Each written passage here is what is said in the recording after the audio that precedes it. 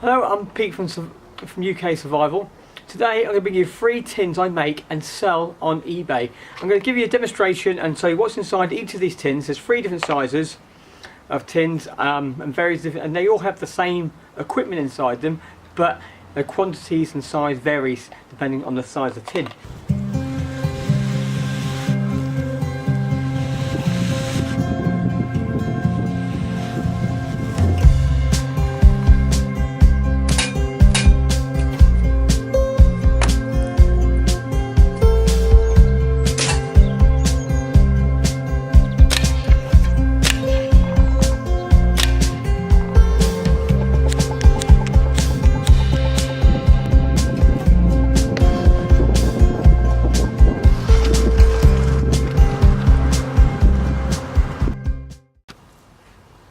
Inside here we have the small tin now, or the micro tin. On the outside you've got a Ranger band holding it all together, and it has a sliding tin, so it slides inside there. And inside this we've got some jute twine, we've got some fat wood shavings inside this tin, we've got 2 cotton wool tubes, so they hold 1/5 of a cotton wool ball inside each tube.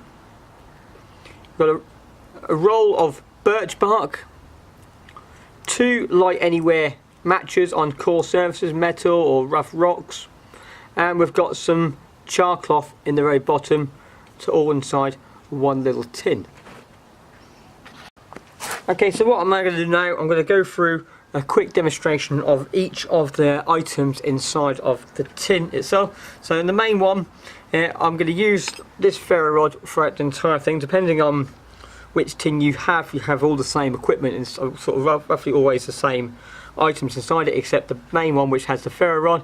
To use these, I recommend using the scrapey part first. You take off the black layer, because the black layer will stop you from actually scraping it first. I tend to use the bottom bit. So you see you've got a really long bit and you've got a thinner bit. I use the bottom one here, a couple of strikes, and you can see there we've got some nice sparks coming off it. So that's what we're going to use for all these little challenges, except when we use the match. The first one we're going to use is just to show you the char cloth. So actually let's work it together. So I've got the char cloth, and I'm also going to get a little bit of the jute twine, in which you would get inside there as well. So you take out a length of jute twine, and what you want to do with your jute twine is you want to try to get it so it's like a bird's nest. So ruffling it up. So ruffling it up, trying to separate all the fibres.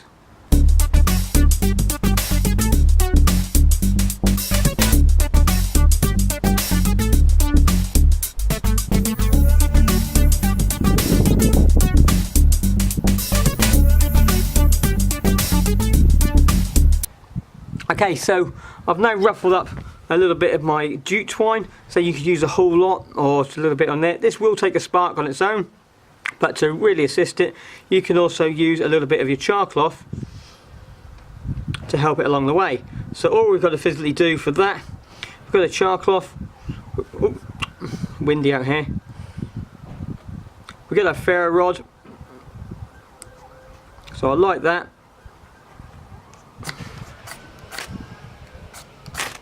Yeah, so that's all sparking away. I can then place that onto there itself, give it a little bit of a blow.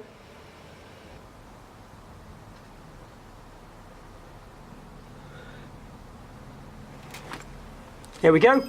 I now have flame. Yeah, okay, so that's just using the jute twine on there. So I could, if there's a little bit left, yeah, keep it burning a little bit more. So you've got yourself a very, very quick combustible sort of resource. So the next thing we're going to look at inside our kit is a little bit of the fat wood. So the fat wood itself, you use the back of your blade and try and take some, probably not this one because this is very, yeah, if I scrape some of the fat wood off, you're going to get some dust. Put a few little shavings as well. I've got myself a nice little pile of fat wood now. And all I've got to do then, like with the other things, I can take my ferro rod, give it a couple of strikes. There we go. I've got my fat wood on the go straight away. So if I wanted to keep it longer, I can take my Ranger band.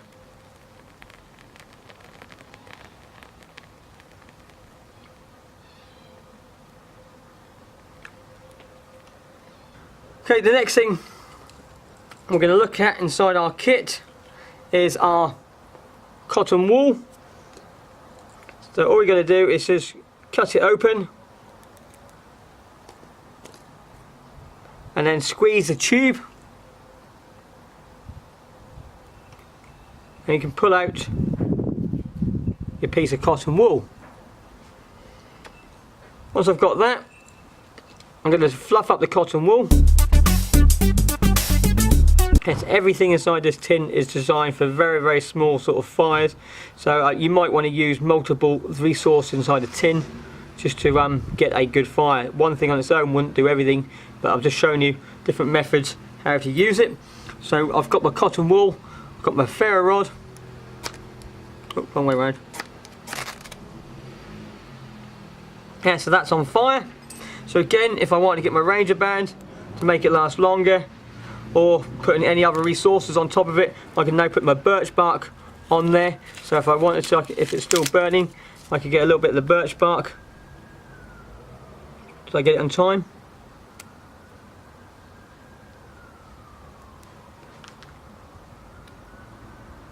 No. Okay, so that's just allowed just to show you a little bit of the cotton wool. So again, if you needed to, you'd put something else with that just to give it a bit more ignition sort of coming on. And the last thing we have inside our tins, we have some birch bark. So depending on the size of the tin you get, to what sort of size birch bark you have. So we'll take a few little bits off, just to, if it's dried out, just rip them off a little bit. Take your knife, give it some scrapes as well. Let's try to get some dust off onto the birch bark, just the same as using the fat wood. The knife I'm using today is just a normal, very small, cheap knife from a pound shop. So you don't have to have the best kit out there to do the jobs.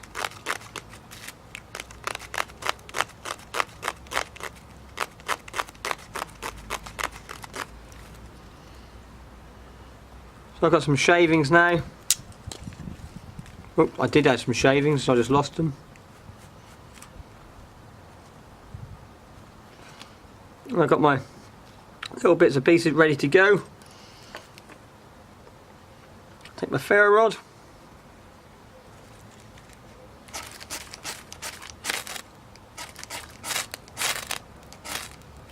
There we go. And I've got a nice fire on the go there, where I can just keep putting my birch bark on top of that. Will keep me going for some time. Got my Ranger band I can place on there as well, just keep that going even longer, which is now giving enough time now to actually build a nice decent fire off this stuff I've got burning here.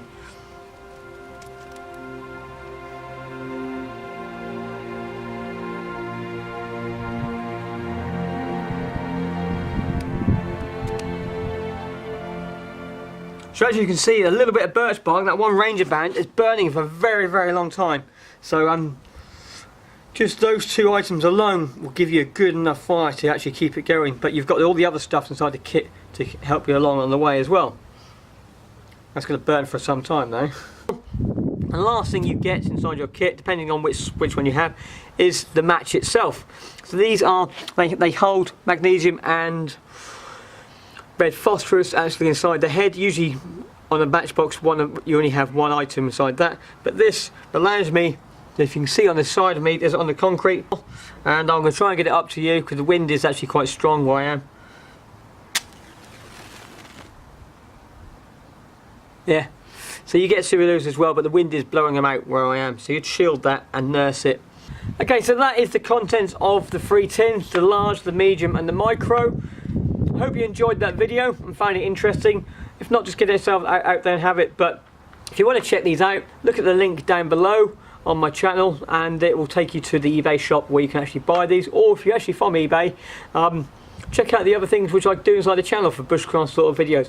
Just remember, it's better to be one with the wilderness than to fight and struggle. Until next video, I'll see you then.